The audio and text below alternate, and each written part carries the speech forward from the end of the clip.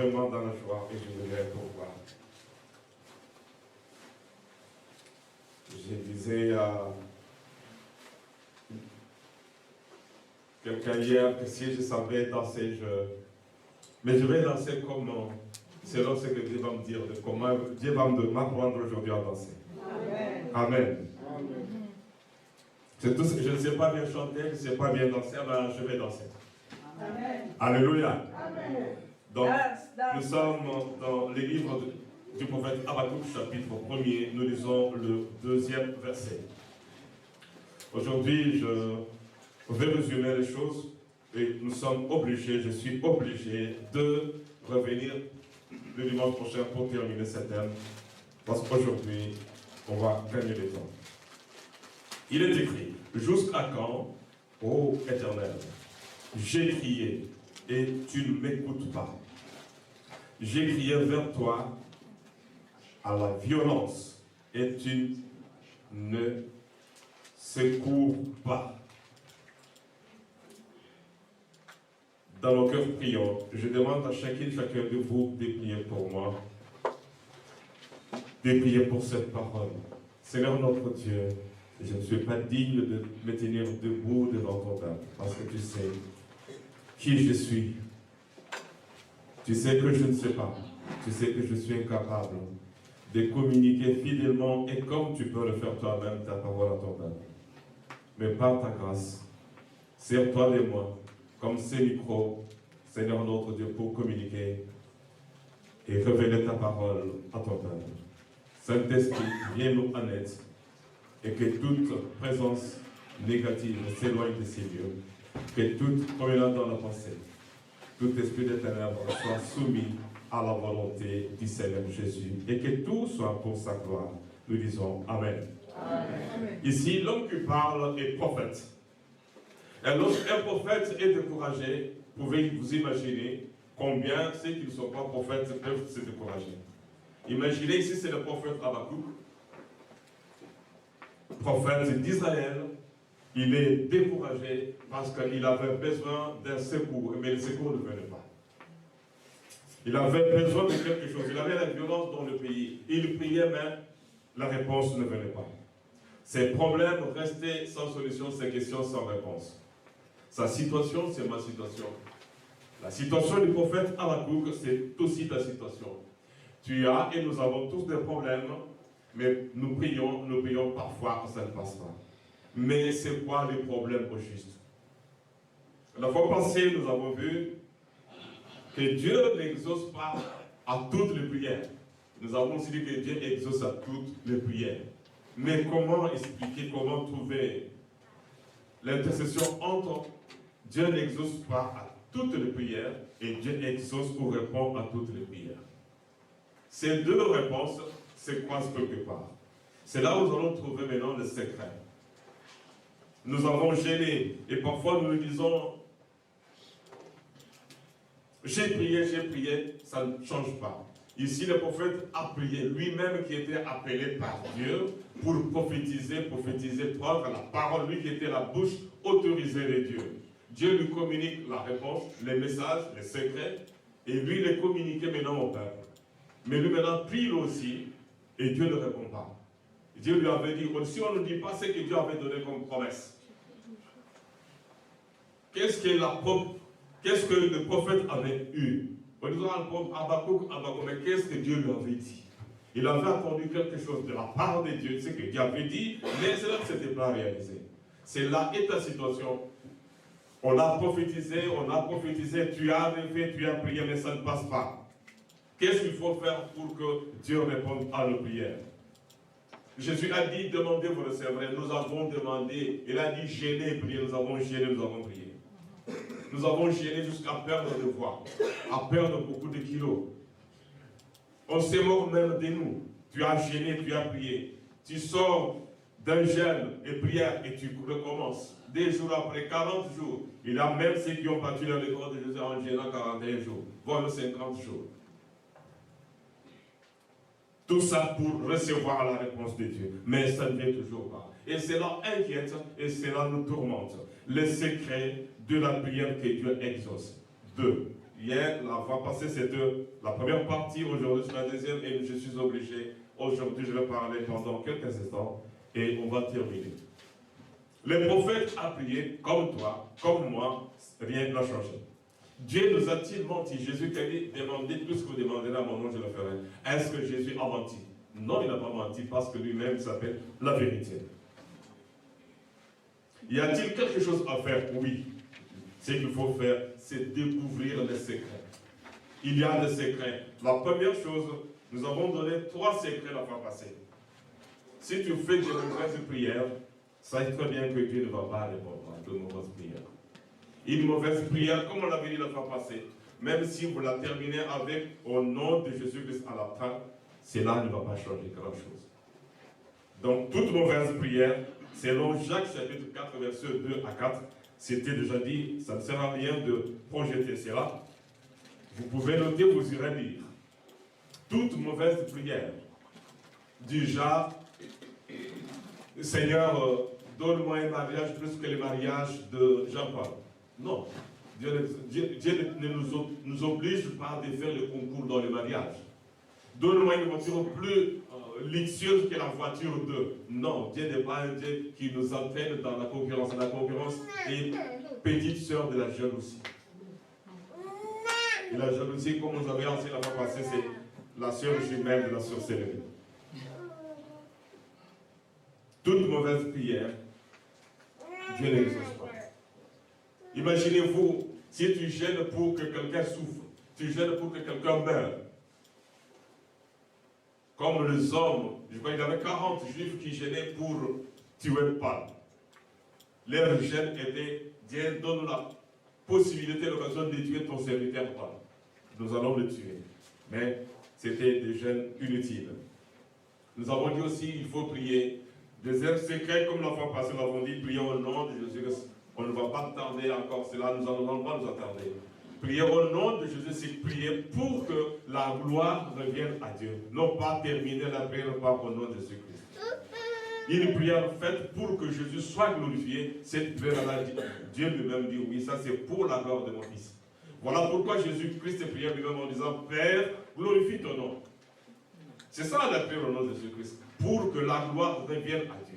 Et non pas pour que la gloire revienne à toi ou au pasteur qui ont prié pour toi. Et Dieu répond à Jésus en disant, je les glorifie et je les glorifierai. Le troisième secret, c'était prier pour, selon la volonté de Dieu. Vous lirez cela dans 1 Jean 5, 14. Et on n'a pas le temps de le lire, vous pouvez noter Jacques 4, verset 3. Aujourd'hui, nous allons voir autre chose, autre secret. Il y en a plein. J'avais pris 12, mais en lisant la Bible hier ou toute la semaine passée, j'en avais trouvé d'autres et alors plein. Quels sont les secrets que nous devons connaître chaque fois que nous sommes dans le besoin pour que Dieu exauce nos prières? Aujourd'hui, nous allons voir le 4e secret. S'assurer que le ciel est ouvert pour toi. Parfois, le ciel est déjà fermé. Dieu a déjà fermé les ciels. Nous gênons, nous prions, mais Dieu a déjà fermé les ciels.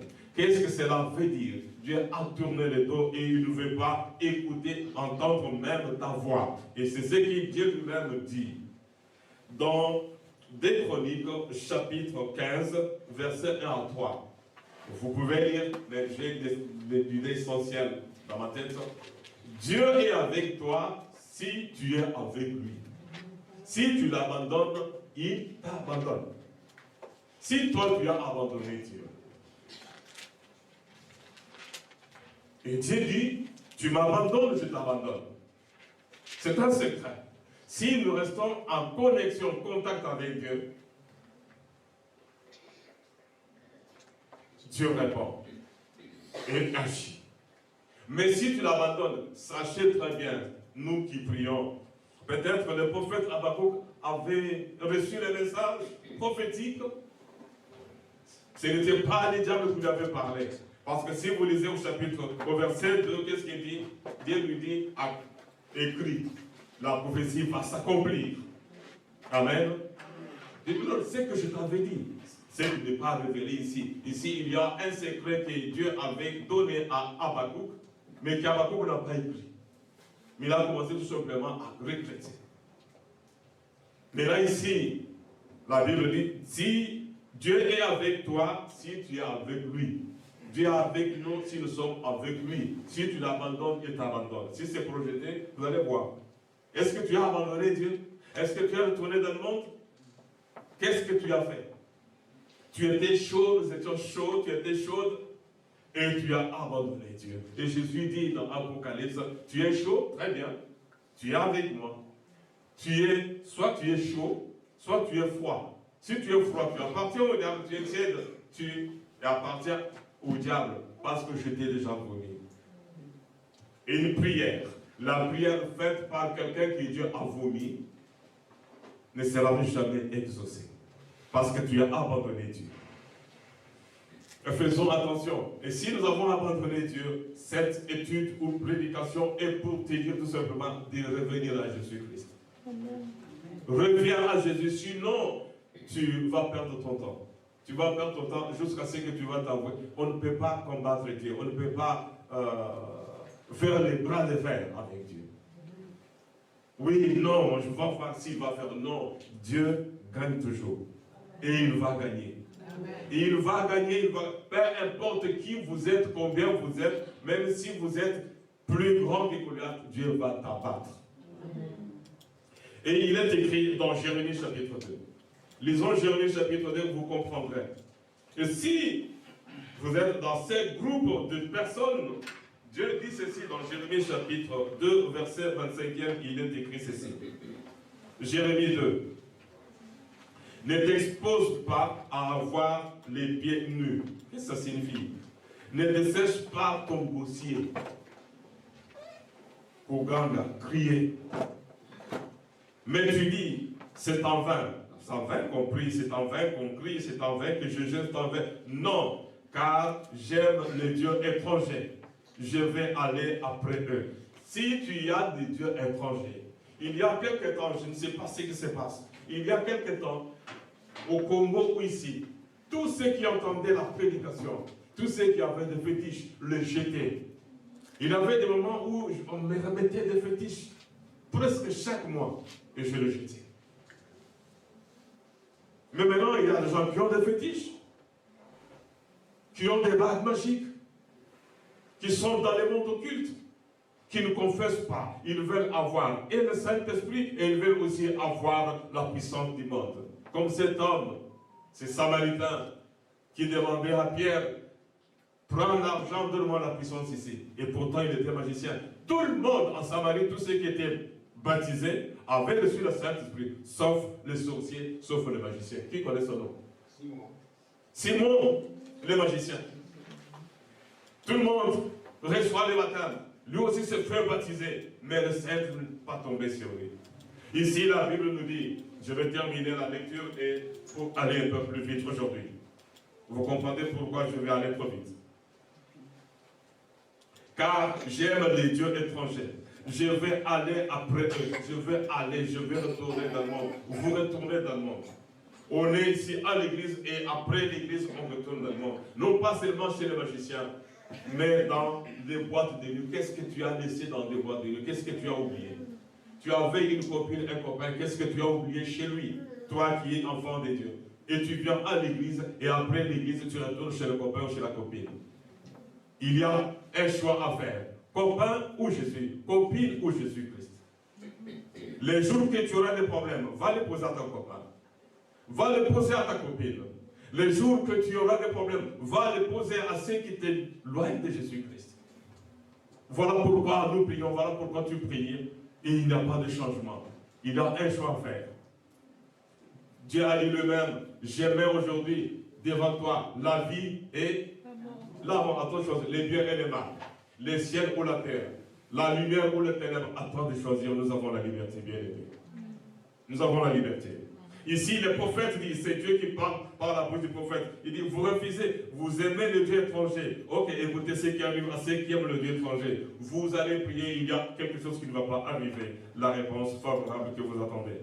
Comme un voleur est confus lorsqu'il est surpris Ainsi seront confus ceux de la maison d'Israël. Et leur roi, leur chef, leur sacrificateur et leur prophète. Oui, il y a même des faux prophètes. Il y a des faux prophètes qui induisent les gens en erreur. Dieu ne peut pas utiliser un homme parce qu'il est prophète tous les jours. Dans tous les cultes, le Seigneur m'a dit, le Seigneur m'a dit, le Seigneur m'a dit. Non.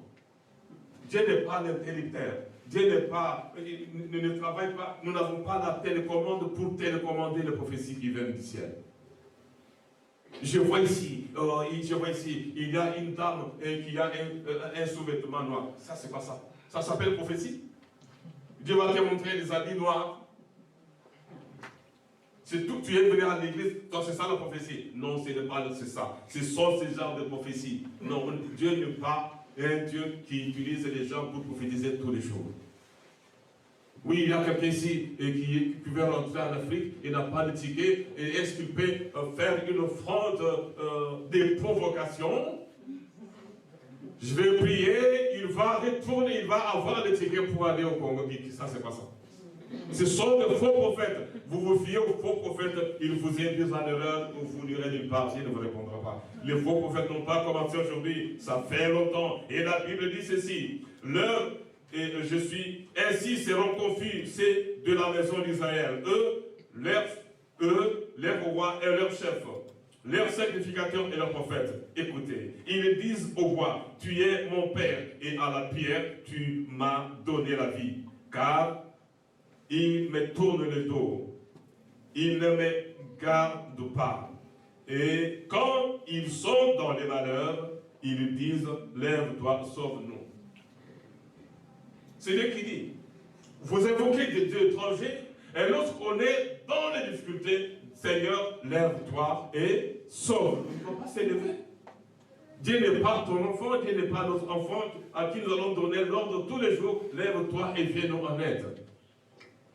Il dit, vous avez servi le Dieu étranger, allez auprès de Dieu étranger pour qu'il vous sauve. Au jour du malheur, de douleur, de peine, ne venez pas vers moi pour me dire, lève-toi et sauve-nous. C'est un secret bien-aimé. Nous devons savoir, est-ce que nous sommes en communion avec Dieu? Est-ce que le ciel est ouvert ou bien c'est fermé? Et il est écrit, Ecclésiaste chapitre 3, verset 11. Ecclésiaste 3, 11, la Bible dit ceci.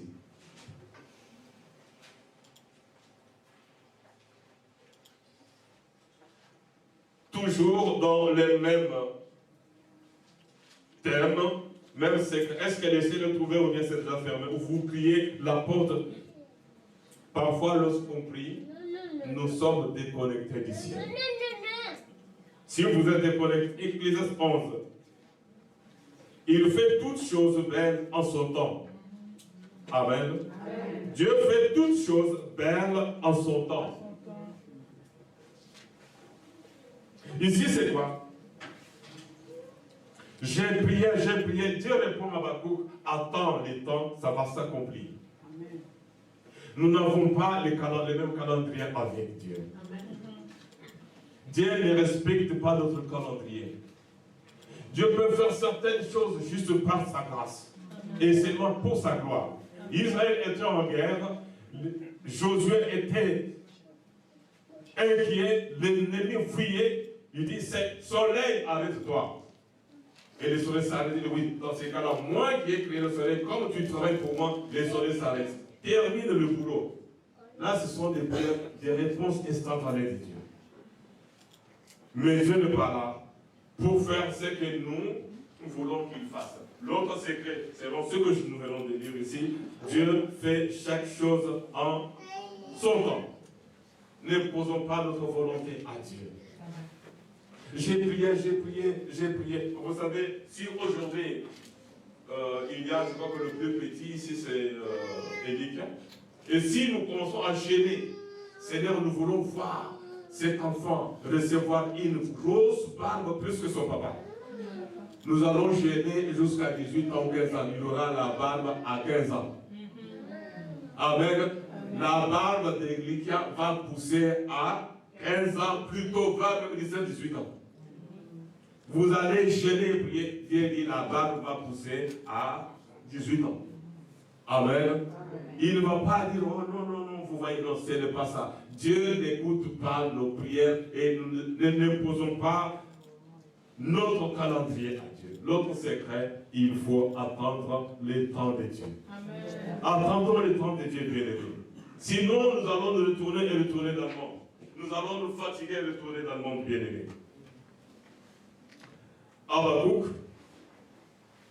avait reçu le message, mais Dieu lui dit, attends le temps, attends, j'ai un temps, je vais réaliser cela. Autre chose encore.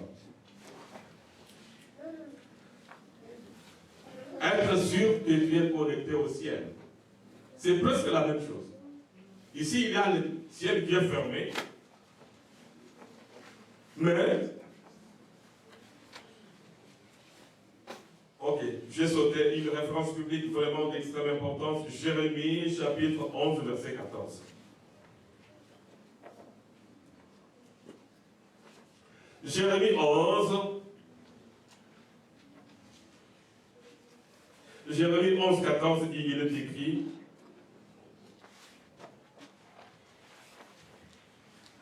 et toi, n'intercède pas en faveur de ce peuple, ne lève pas pour eux ni supplication ni prière, car je ne les écouterai pas, quand ils m'invoqueront à cause de leur malheur. Dieu dit, il dit à quelqu'un, il dit au prophète Jérémie, ne prie pas pour cet homme-là, ne prie pas pour ce peuple, c'est un peuple rebelle. Qu'ils gênent, qu'ils prient. Ils ont géré eux-mêmes. Je n'ai pas répondu. Mais toi, ils viennent vers toi maintenant pour que tu intercèdes pour eux. Non, ne prie pas. Si tu pries, je ne t'écoute pas. Regarde ici. Dieu refuse d'écouter la prière de son serviteur Jérémie, qui était son prophète. Même toi, mon prophète, si tu pries, je n'écoute pas. Pourquoi tu gênes, tu intercèdes pour le peuple rebelle. Et si on donne maintenant, j'aimerais, vous savez pourquoi j'ai pris ça? Pourquoi j'ai pris cette âme? Je regrette encore pourquoi j'ai pris cette âme. Il y a une personne qui m'a dérangé, mais je me suis dérangé, je me dérange pour la personne. Elle-même me dérangeait, pasteur, ma situation, partout ma situation. Et je me suis dit, qu'est-ce qui se passe? J'ai prié, jusqu'au jour où Dieu m'a dit, regarde le problème. Dieu m'a montré, le problème c'est sa maman. C'est sa maman. Je suis allé vers la maman, je lui ai dit, Dieu me dit que tu es responsable de la souffrance, non pas seulement de ta fille, mais de tous tes enfants. Non, pasteur, tu sais, moi, comme je suis ici, maman, Dieu me dit c'est toi. Si tu ne lâches pas, tous tes enfants vont vieillir et mourir tels qu'ils sont. Célibataires, malheureux, diplômés, parlant plusieurs langues dans l'état où ils sont. J'ai insisté 3 fois. Lâche tes enfants, répands-toi. Répands-toi. Les maladies des enfants, c'est toi. Le chômage des enfants, c'est toi. Les maladies, c'est toi. Ta maladie ou tes maladies, c'est toi-même. Ne me dérange pas, pasteur, j'ai un plus pour moi. Ne me téléphone pas pour ça, parce que je sais que ce que je te dis est vrai. Amen. Pourquoi c'est là? Je me suis dit, il y avait un secret. Il y avait un secret. Et tu dois savoir, est-ce que tu es connecté au ciel ou déconnecté? Est-ce que Dieu est ton père ou bien il n'est pas ton père? Dans 2 Corinthiens 6, 14, vers 17, on dit, sortez du milieu d'eux. Je serai pour vous un père et vous serez pour moi des fils et des filles. Est-ce que Dieu est réellement ton père? Et s'il est ton père, est-ce que nous faisons sa volonté? Et si on ne fait pas la volonté de Dieu, bien aimé, le ciel sera fermé. Le secret de la prière que Dieu exauce. Être sûr que le ciel est ouvert. Être sûr que je suis connecté au ciel. Être sûr que je m'adresse à mon Père. Oh non, Dieu bénit tout le monde. Dieu bénit tout le monde, c'est une vérité. La pluie de Dieu tombe sur les champs de tout le monde, c'est une vérité. Mais en ce qui concerne les bénédictions spécifiques, la guérison, la délivrance, vous savez, certaines personnes sont bénies, croyant que ils méritent les bénédictions qu'ils ont. Ils croyant que je suis béni parce que j'ai beaucoup prié. Non, les bénédictions, écoutez, je répète, écoutez, les bénédictions que tu as, la guérison que tu as, le travail que tu as, les mariages que tu as, les enfants que tu as, ne viennent pas de tes prières, viennent de quelque part, des hommes et des femmes qui viennent et qui prient, et toi tu en profites tout simplement. Ce n'est pas toi. Ce n'est pas toi. Mais les jours que Dieu va fermer, non. Il va dire, comme il avait dit à Jérémie, non, stop, laisse. Laisse, je vais m'occuper de ça. Je ferme les robinets. Nous avons tous le gaz et l'électricité à la maison. Vous savez comment nous pleurons lorsqu'on coupe le gaz? Vous savez comment quand on coupe le gaz et l'électricité? Comment on contrôle la consommation de l'eau, gaz et l'électricité? Mais si Dieu ferme le robinet de bénédiction, robinet de délivrance, de guérison, des succès de réussite, ça sera là que tu comprendras. Certaines bénédictions que tu as ne viennent pas de toi. Ne viennent pas de toi. Je pouvais donner un exemple, mais ça reste pour moi. Parce que c'est à moi. Amen. Et soyons sûrs. Et notre secret, bien aimé, j'ai dit, il faut rester patient, attendre le temps de Dieu. Amen. Vous pouvez lire aussi Hébreux 6, 12. Être sûr que je suis connecté au ciel. Être sûr que Dieu est mon Père. Tu ne peux pas demander à un passant de la rue, est-ce que tu peux payer les minervois pour moi? Non, il ne va pas te le donner.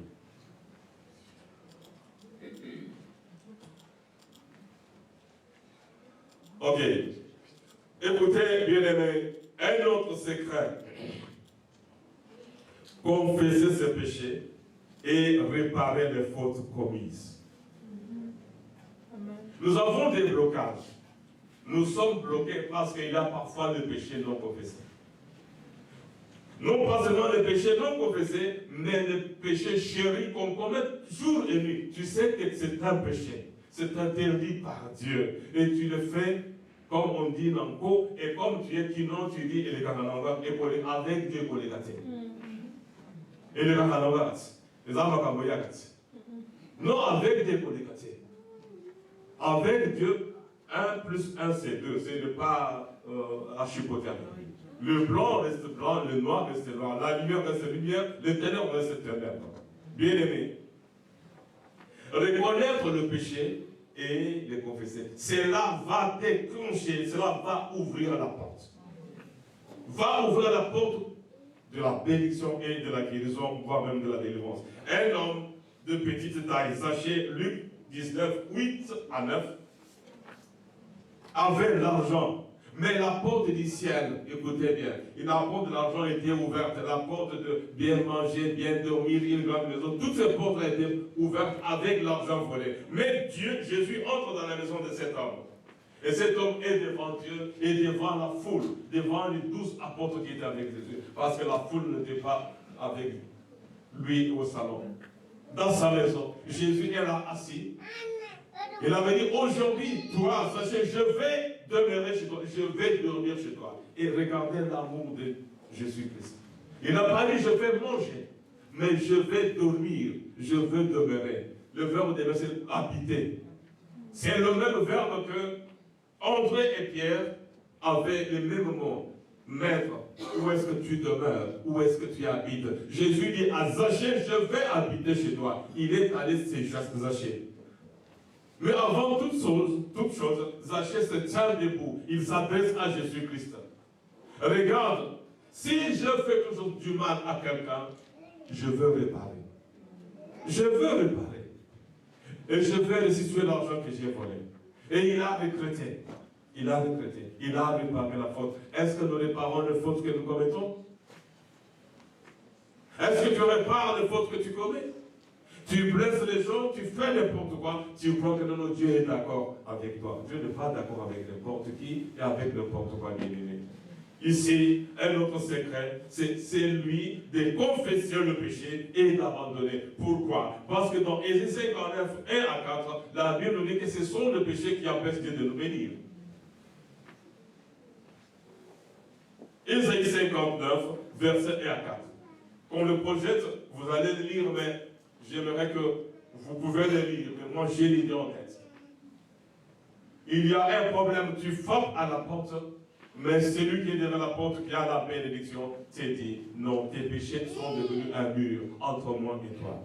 Répands-toi d'abord, va d'abord réparer. Jésus a dit lui-même, si je vais surprendre quelqu'un dans la salle, je crois que c'est Eva qui va me poser la question sur ce pasteur, qui signifie, si tu as un problème avec quelqu'un, laisse ton offrande et va d'abord réparer. C'est toi qui va poser la question. Je n'ai pas oublié. Tu as un problème avec quelqu'un, il faut d'abord chercher la réconciliation. Et c'est ce que la Bible nous dit, je crois que c'est dans Hébreux 12, 14, où il est écrit, recherchez premièrement quoi? Recherchez quoi? La paix et la sanctification avec tous, sans laquelle personne ne verra Dieu. Si tu ne vois pas Dieu, tu le verras au ciel, mais sur la terre, tu ne le verras pas, tu ne verras pas aussi ses bénédictions. Faisons-nous violence, bien-aimés, de chercher la réconciliation. Mais la réconciliation est aussi conditionnée. Je crois que c'est dans, je ne suis pas vraiment trop sûr, si ce n'est pas Romains 12, 18, où il est écrit, de faire quoi? Si cela ne dépend que de vous. Tu peux chercher la paix avec quelqu'un.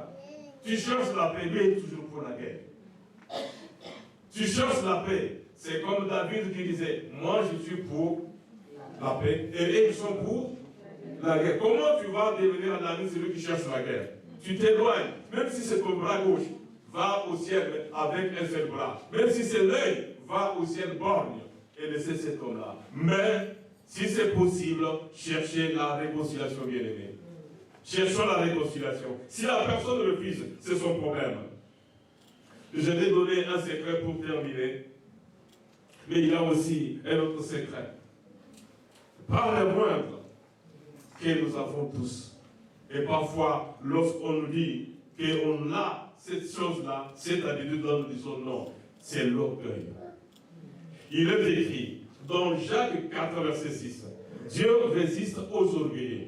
Si Dieu résiste aux orgueilleux, ce que tu vas demander, il ne va pas te le donner. Tout seulement à cause de quoi? À cause de l'orgueil. Et la Bible dit encore quoi? Proverbe chapitre 18, verset 12. L'humilité précède quoi? La gloire. Remplacement la gloire. L'humilité précède la bénédiction. L'humilité précède la bénédiction. Bien-aimé. Je vais donner un autre secret. Si je dois donner toutes les références bibliques, on ne va pas s'en sortir. Un autre secret. Dieu bloque et refuse de te bénir à cause de ta jalousie. Il y a des chrétiens qui sont jaloux comme plus que le païen. Plus que le païen. Plus que le païen. Vous voyez ici, lorsqu'il y a la réponse, Monica Bali, c'est pas non, c'est mensonge. Mensonge. Beaucoup ne sont même pas contents lorsque quelqu'un se marie. Moi, il me faut une voiture plus que la voiture que la sœur Eva veut louer. Moi, il me faut louer une salle. Moi, il faut prendre les traiteurs La jalousie. Tout chrétien jaloux ne sera jamais béni. Mettez-vous en tête, enlevez la jalousie. Moi, je dois être comme, je dois être plus que. Non, Dieu ne pas ça. Tu vas vieillir avec le même problème. Tiens bien, les jaloux vont vieillir à genoux avec le problème. Les jaloux vont vieillir à genoux avec le problème. Même s'ils terminent le prière par au nom de Jésus, Dieu ne bénit pas les jaloux. Pourquoi? Vous n'avez pas bien compris. Caïn avait été jaloux de son frère. Vous savez pourquoi il était jaloux? La fumée. Pourquoi la fumée ne monte pas? La fumée ne monte pas, tu vas tuer ton frère. La fumée. Et puis, sa fumée à lui, horizontale. Et la fumée de son frère, verticale. Comment la fumée est horizontale? Le petit, la fumée va vers lui. Il savait lorsqu'il était Dieu. Il peut se dire à Dieu, faites que ma fumée monte aussi. Moi, c'est pas bien créer le fruit. Vous êtes là? Tu as créé le fruit, moi, tu donnes le fruit de le fils. Non, prends tes fruits. Accepte aussi ma fumée. Et à cause de la jalousie, il voit que son frère. Bien-aimé, la jalousie. Et la jalousie et la haine bloquent les prières. La jalousie et la haine bloquent les prières. Si on ne change pas, je l'ai dit, les jaloux vont vieillir à genoux, ils vont vieillir à genoux, gênant, jusqu'à ce qu'ils vont vieillir avec le même problème. Amen. Amen.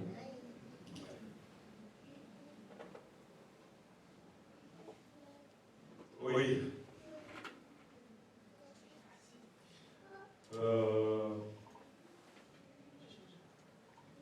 À qui es-tu connecté?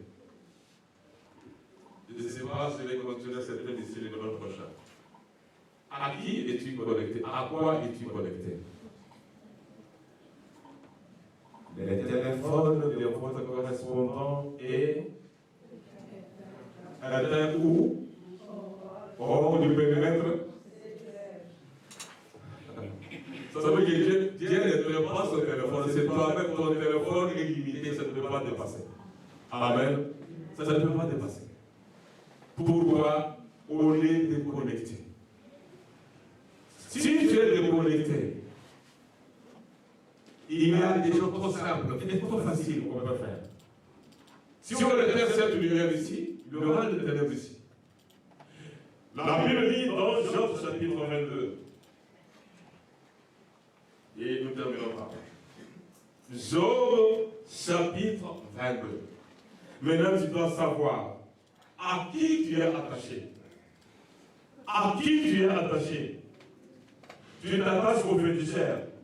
Imagine-toi.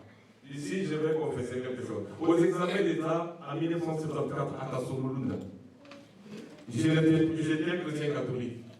Écoutez ma prière. J'ai invoqué le nom de mes grands-parents. Je ne veux pas les noms ici. Vous, mes grands-parents, donnez-moi les diplômes. Vous voyez, je suis très loin. J'étais à moins de 10 km de l'Angola. Et j'ai invoqué mon grand-père. Je vous l'ai dit. J'ai invoqué mon grand-père et le grand-père de mon père. Toi, Riacheta, parce que mon papa s'appelait lui. Nous sommes quoi, le grand-père s'appelait lui. J'ai invoqué toi, Riacheta. Et j'avais donné des diplômes. Et puis son père, le grand-père de papa s'appelait Bon. Et terminé, je suis dans le donnement des diplômes. Puis j'ai terminé par notre Père qui est au ciel, je vous salue Marie.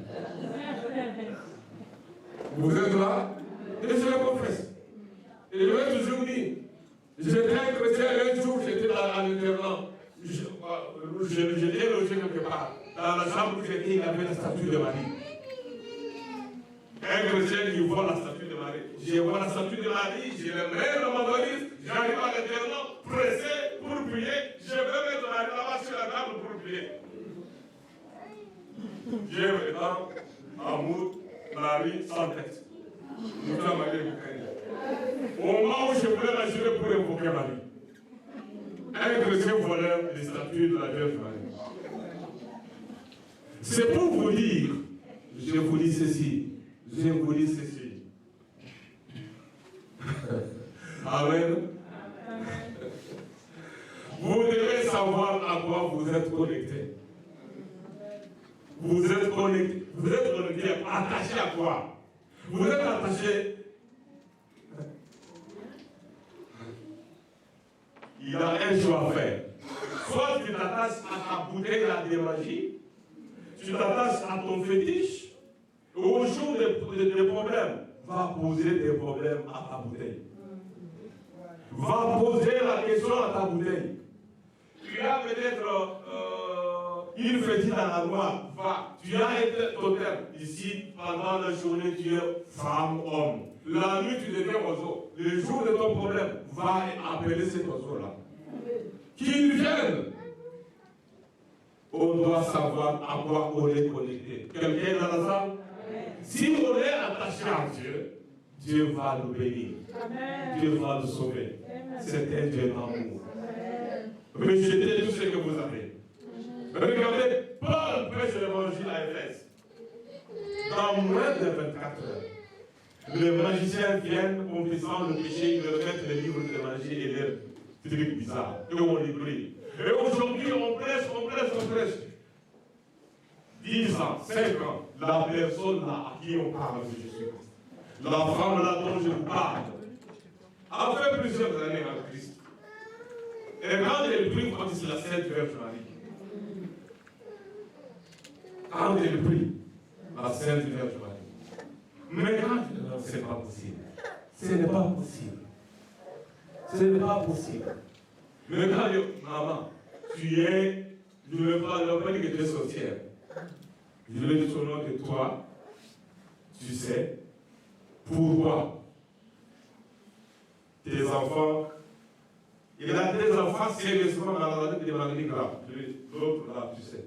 L'autre là, tu sais, c'est toi le responsable. Même la situation, toi, tu es responsable. Oh non, c'était le papa. Non, c'est bien, mais dit, le papa est mort, mais c'est toi. Oh, pasteur, tel que tu me vois là, je suis une femme qui crée de notre maman. C'est toi. Et tous les enfants n'ont pas émergé. On doit savoir à quoi on est connecté. On termine par cette référence biblique. Job chapitre 22, verset 20 à 23. Job 22.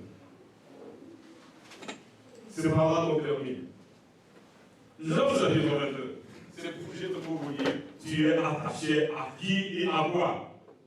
Si au copain, les jours que tu seras malade, n'appelle pas Dieu. Va appeler ta copine là. Va agir au nom de la copine. Toi, maladie, sors. Au nom de mon copain, au nom de mon marabout, toi, maladie, sors. Criez. Tu es attaché à quoi? C'est le Pablo qui le dit. Le secret de la prière qui Dieu exauce. Job 22, verset 20. Voilà nos adversaires qui disparaissent. Voilà les richesses dévorées par le feu. 21.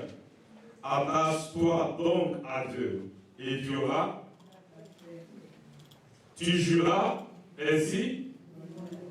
Reçois de sa bouche l'instruction et mets dans ton cœur c'est.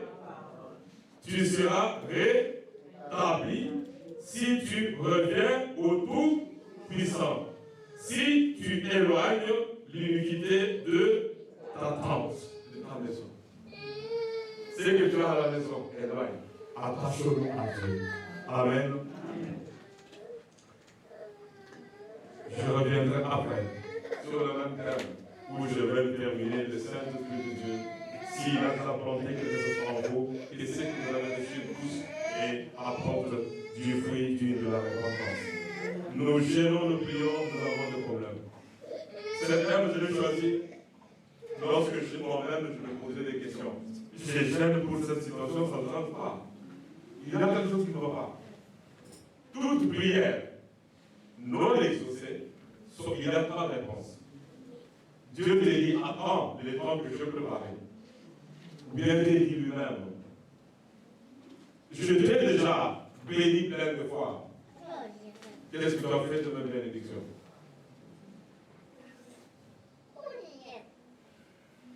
Soit Dieu répond, il te dit d'attendre, ou il te dit, je t'ai béni, qu'est-ce que tu fais de ma bénédiction? Amen.